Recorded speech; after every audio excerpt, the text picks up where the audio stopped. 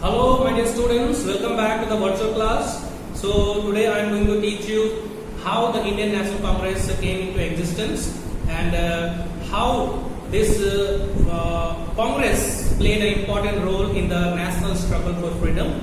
So before I teach you about or discuss about the formation of Indian National Congress, I would like to tell you about certain organizations which were the forerunners of Indian National Congress. Before the formation of Indian National Congress also, these small organizations were there that we'll discuss right now.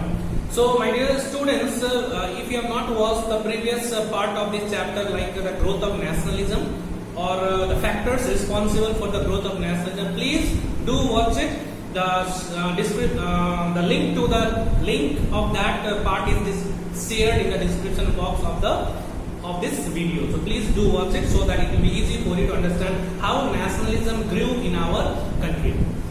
So East India Association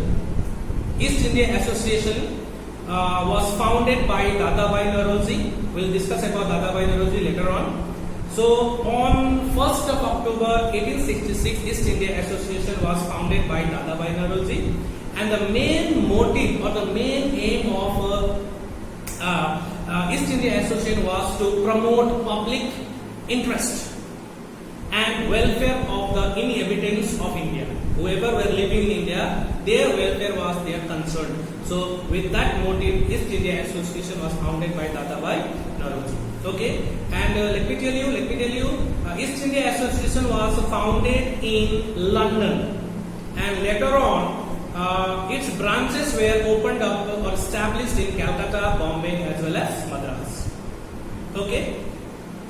The next one we have is Indian Association of Calcutta, which was founded. The name of the association was Indian Association, which was founded in the year 1876 by Surendranath Banerjee, and one of its associates, his name was Anand Mohan Bose. Okay, so what was the objective behind the formation of East Indian Association? So first important aim of formation of Indian Association was to create a strong body of public opinion. Okay. Second one was unite all the Indians irrespective of race and religion on the basis of common political interest and aspiration. Everybody should have a common aspiration. What actually we want. What you want or what I want is not important. What we want was important at that time. So unity was very, very important. So without any discrimination, without any differences, irrespective of race and religion, everybody was to be united under the common platform that was Indian Association. Then third one, promotion of friendly relation between the Hindus and the Muslims. Promotion of friendly relation. The objective of Indian Association was also to promote friendly relation between the Hindus and the Muslims. Okay, and inclusion of masses in the national movement. That means they wanted each and everybody to participate in the national movement. Okay, and then demand to repeal Arms Act, Vernacular Press Act.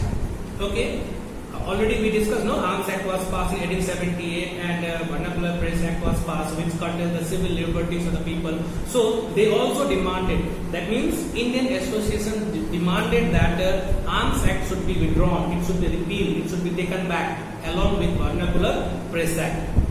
Okay, and certain reforms should be introduced in civil services. Like civil service examination was to be held in London. So they also demanded that civil service examination should be held in India also, so that the Indian aspirants, they wanted to write the exam, can appear in the exam in India itself. So that those were the objectives they wanted to put forward in front of the Britishers. So this is all about Indian Association, which was founded by Surendranath Banerjee and one of his associate, Anand Mohan Bose. Okay, it's a small associations. Now let us now discuss regarding the formation of Indian National Congress. Indian National Congress. So I am going to give you a brief idea about the Indian National Congress. So you know that the situation was very much ready for the formation of All India organization, All India political organization. Okay, so we can say that Alan Octavian Hume, who has been regarded as the founder of Indian National Congress, actually what was his role? What role was played by him? Okay, so Alan Octavian Hume was credited for organizing the first meeting of the Indian National Congress. Okay, the first meeting which was organized by Alan Octavian Hume. His main intention was to bring all the Indians together to give them a platform to address their grievances. So actually a plan was going on. We people feel that Indian National Congress was a gift of British government or Alan Octavian Hume. It was not like that. It was engineered by Lord Dufferin, the Viceroy of that time. So at that time, small association organizations were there. They were creating problem for the British government. Okay, they were addressing their grievances in different ways. So Alan Octavian Hume thought that British Empire would collapse in a month if it is not taken seriously by the British government, because he had seen the revolt of 1857. So who was Alan Octavian Hume? He was a retired English civil servant. He had acquired sufficient knowledge and experience of the sufferings and the discontent of the people of India. So after the revolt of 1857, he firmly believed that if this continues, then we cannot, British government could not exist in this country for a longer period. So we need to provide them a platform through which they can address their grievances and which can be heard by the British government. So for that only, he wanted this organization to be set up. So to avoid such an explosion in near future in the form of anger of the people, okay, so he wanted to give an outlet to the people of India by giving them All India organization which could demand for constitutional reforms. So first of all, what did he do? In the year 1883, Alan Octavian Hume addressed an open letter to the graduates of Calcutta University in connection with the Albert Bill controversy. He wrote in the letter that what is needed is union. Organization, and to secure this, an association is required. We need a union, and to secure this, we need a association. Why we need an association? To promote mental, moral, social and political regeneration of the people of India. Okay, with this letter he was supported in his effort by many of the educated Indians, as well as Lord Dufferin, the Viceroy of that time, and some of the leaders like Dadabhai Naoroji, Firoz Shah Mehta, and Badruddin Tyagsi. They all supported him. Okay, so this is all about the background of what role was played by Alan Octavian Hume. So we can say that Alan Octavian Hume, under the guidance of Lord Dufferin, planned this organization to be set up. The Indians thought that we have been helped by them. Actually, they were not helping them. They were not helping the Indians. They were bringing all the people together on the same platform so that we can interact with them face to face and listen to their grievances. So that is all about that. The Conference of Indian National Union was held in 1885. Let me correct it. The Conference of Indian National Union was to be held in Pune in December 1885. Where was the venue of the conference to be held? That was in Pune. But due to a sudden outbreak of plague in that region, that venue was shifted to Bombay, and the meeting of the Indian National Union, name of the conference was Indian National Union, was presided over by W.C. Banerjee. That was Umesh Chandra Banerjee. Okay, he was a prominent lawyer of Calcutta. Okay, and that conference that conference, that means the conference of Indian National Union, was attended by 72 delegates from all over the country, from different parts of the country. 72 educated people, they attended the conference. Okay, and a suggestion was given by Dadabhai Naoroji regarding the name of All India organization. So what should be the name of the organization which we are forming? So the suggestion was given by Dadabhai Naoroji, okay, regarding the union, regarding the change to Indian National Congress. Okay, it was Indian National Conference. Okay, so in that Dadabhai Naoroji gave a name that should be Indian National Congress.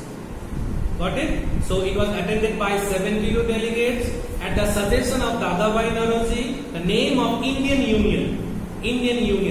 National Union was changed to Indian National Congress. Okay, and then simultaneous meeting were conducted, and again Indian National Conference meeting was held in Calcutta in 1885.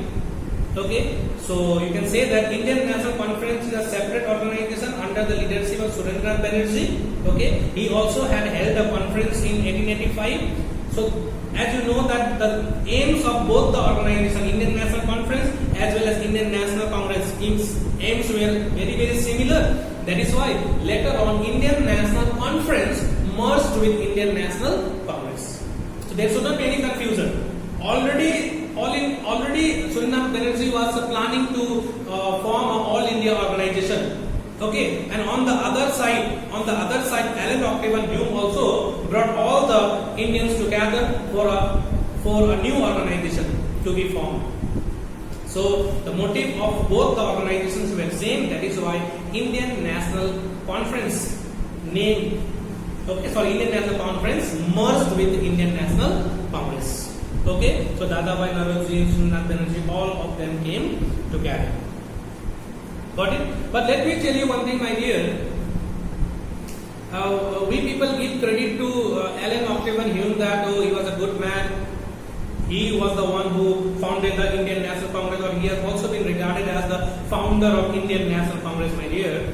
If you go deeper into the history of Indian National Congress, we understand that the entire planning, or we can say that Lord Dufferin was the one who engineered the formation of Indian National Congress. So under the guidance of the Lord Dufferin, Allen Octavian Hume actively brought all the Indians together, and the Indian National Congress was formed in the year 1885. So what was why they wanted to bring all the Indians together? Very simple. Small association, different groups were demanding different constitutional reforms, and that had become a headache for the Indian government. It was very difficult to control each and every groups, every association. That is why Allen Octavian Hume, Lord Dufferin, they planned that why not we unite all these groups together so that we'll be facing only one problem with the one group. Whatever will be their problems, we'll listen to it, and at least we can know what are their demands, so we can be ready with our reactions. So it is also been referred as safety valve theory. Safety valve theory. It was just for the sake of safety of the British government. They had already faced a problem in the revolt of 1857. So they thought that if this continues again, if you don't understand their problems and grievances, and again they may rise to revolt. That is why a safety valve theory was introduced, started by Lord Dufferin with the help of Allen Octavian Hume. So Allen Octavian Hume was from their side, not from our side. Okay. So Indian National Congress was founded in the year 1885. Now you listen to important questions. When was Indian National Congress formed? 1885. Okay. The first session of the Indian National Congress. The first meeting of the Indian National Congress was held in Bombay Presidency, and this session was attended by 72 delegates. Just remember, how many delegates? 72 delegates from different parts of the country. They attended this first session of the Indian National Congress. Okay, and then you know that the main intention of this session was that they had an opinion that every year we will conduct sessions in different parts of the country, so that we can understand the problems of the different parts of the country also, and every year we'll choose one president also. Got it? The first president of Indian National Congress was W.C. Banerjee.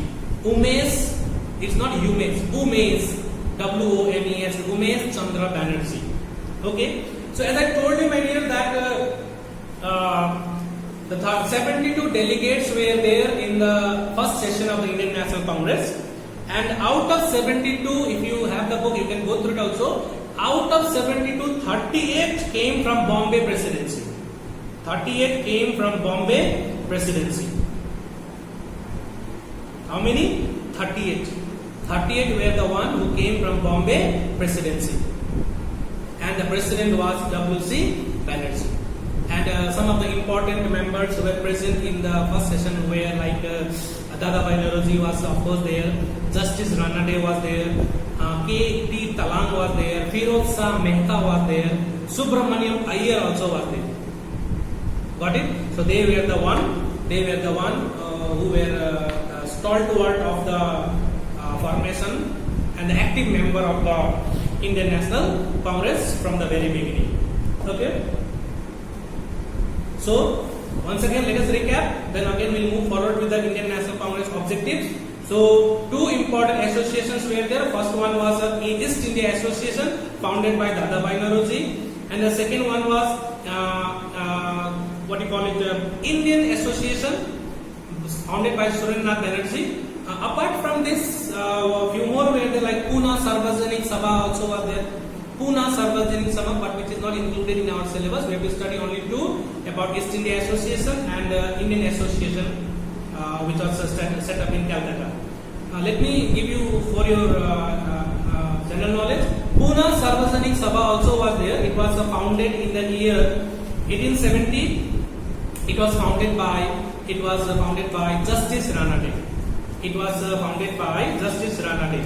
Okay, and the most of the members of this Pune Sarvajanik Sabha were Brahmins and Hindus, but included other castes also, like Parsis, Muslims, and the Christians also. Okay, and like the other association, what were the objectives of Pune Sarvajanik Sabha? The most important objective of Pune Sarvajanik Sabha was to arouse public opinion on matters of national importance, to make the people politically conscious, conscious, and to make them understand what should be done in order to free their country. We should not be selfish. We must think about our country. For that, public opinion was to be formed. We must make them understand the importance of our country. Okay, and they also, this Pune Sarvajanik Sabha also worked for some of the vital issues like revival of handicraft industries, famine relief. During the famine, relief was given to them. Condition of peasants were also looked after by them. Okay, and even in 1875, Pune Sarvajanik Sabha, my dear, submitted a petition to the House of Commons demanding Indians' representation in the Parliament. They demanded that though India is governed by them, so Indians also must be represented in the British Parliament, in the House of Commons. That was a good demand for them. So from the very beginning, my dear, they always were trying to bring the people together and to work on a different ground to place their demands in a different peaceful way. So all these are there. Then Indian National Congress was formed in the year 1885. Okay, and the first session of Indian National Congress was attended by 72 delegates. Okay, it was held in Bombay. And the first president of Indian National Congress was W.C. Banerjee. Okay, now when the Indian National Congress was formed, my dear, what were the objectives? Before also we discussed many of the objectives, like the objectives of Indian Association. So Indian Association objectives as well as the objectives of the Indian National Congress as a whole looks very, very similar. The first important objective of Indian National Congress was promotion of cordial relation between nationalist workers from different parts of the country. Nationalist workers work in different parts of the country. Between them, there should be a cordial relation. There should be a friendly relation. Suppose I am a Congress member. So some Congress members are there in other part of the country. We should know each other. We should have a relation, good relation, so that the opinions can be found. We can talk on different issues. So even today we see all the political parties members are from different parts of the country, but they all are united. They have a very good relation. Unity is seen among them. So the first important objective was promotion of cordial, means friendly relation among the nationalist workers from different parts of the country. Then next one is promotion and consolidate, or we can say that promote and consolidate the feeling of national unity. There should be a feeling of national unity among the people, among the Indians, irrespective of religion, caste and province. To which religion I belong, to which caste I belong, that should not be a matter of discussion.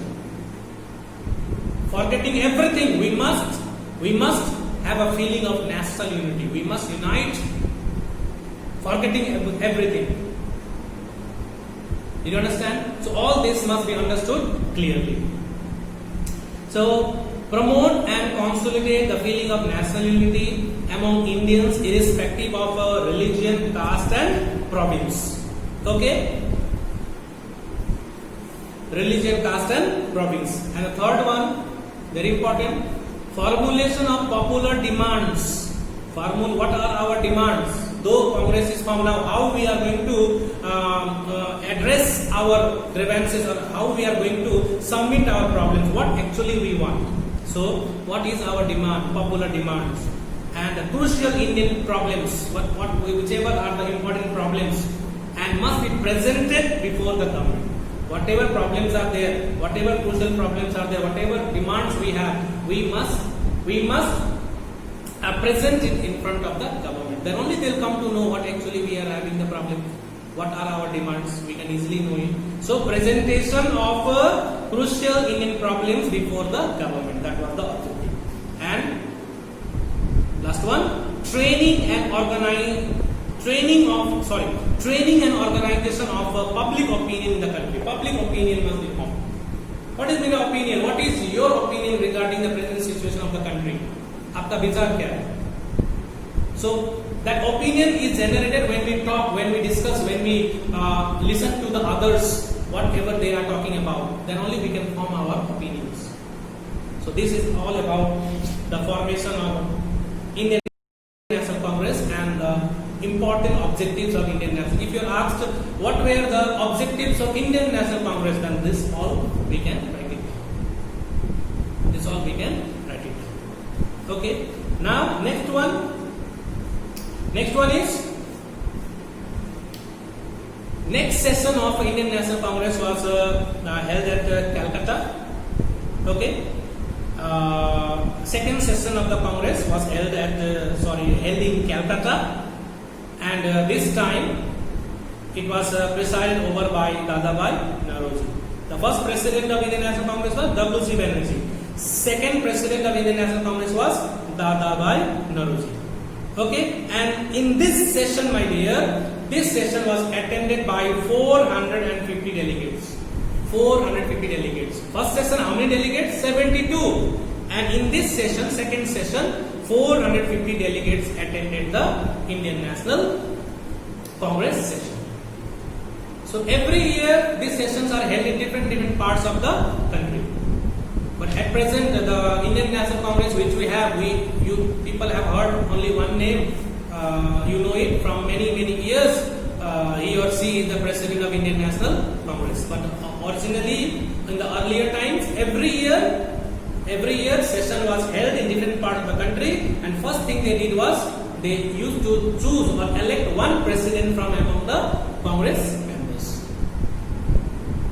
So this way, Indian National Congress function work before independence. Okay, children. So this is all about the formation of Indian National Congress. When was Indian National Congress formed? It was formed in the year 1885. Okay, and the first president of Indian National Congress was W.C. Banerjee, Umesh Chandra Banerjee, and it was attended by 72 delegates. And these 72 people had come from different parts of the country, and out of 72, 38 delegates they represented or they had come from Bombay Presidency only. They had come from Bombay Presidency. Okay, so this is all about. Just for your information only, just 2 sessions only, if you remember, that is enough. Bombay session as well as Kolkata session. But apart from that, a few more sessions are there. Like in 1876, the session was held at Chennai, and the president was Badruddin Tyabji. And in 1888, Allahabad, and the president was George Yule. Then in 1889, the session was held at Mumbai again, that is Bombay that time. And president presided by William Withenberg. Then 1890, Firozshah Mehta Place, Kolkata.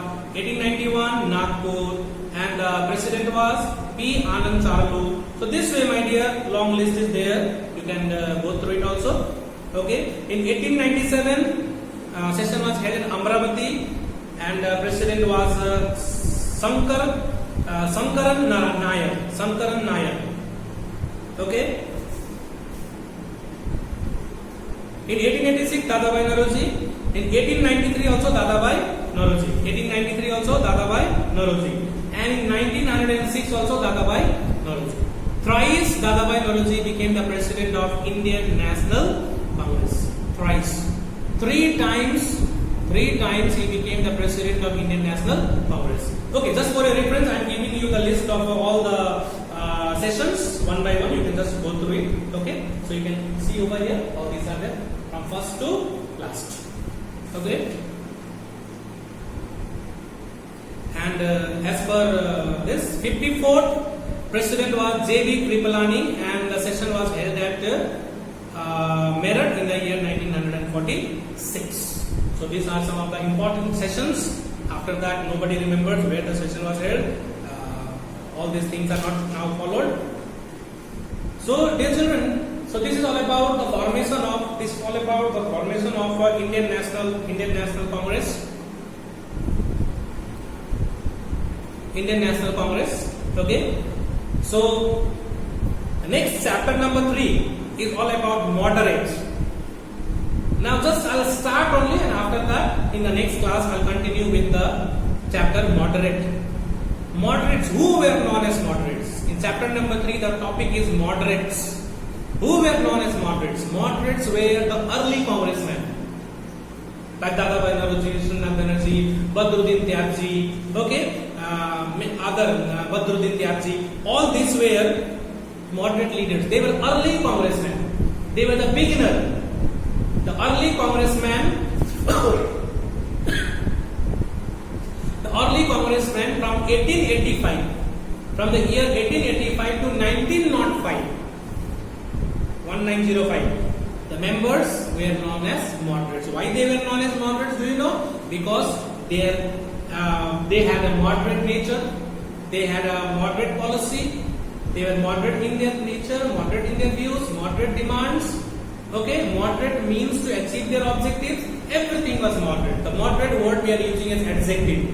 They were congressmen, but what type of quality they had? They were moderate. Like a boy, good boy, bad boy, tall boy, short boy. This all adjective we use. No, for early congressmen, what adjective we are using? Adjective we are using moderate. Okay. So the early congressmen from 1885 to 1905, they were known as moderates. Okay. Now, as you know that Indian National Congress was already formed. Objectives also we studied, we discussed. Now we are going to discuss the objectives in a broader way. Like what type of reforms? Reforms like constitutional reforms, administrative reforms, socio-economic reforms.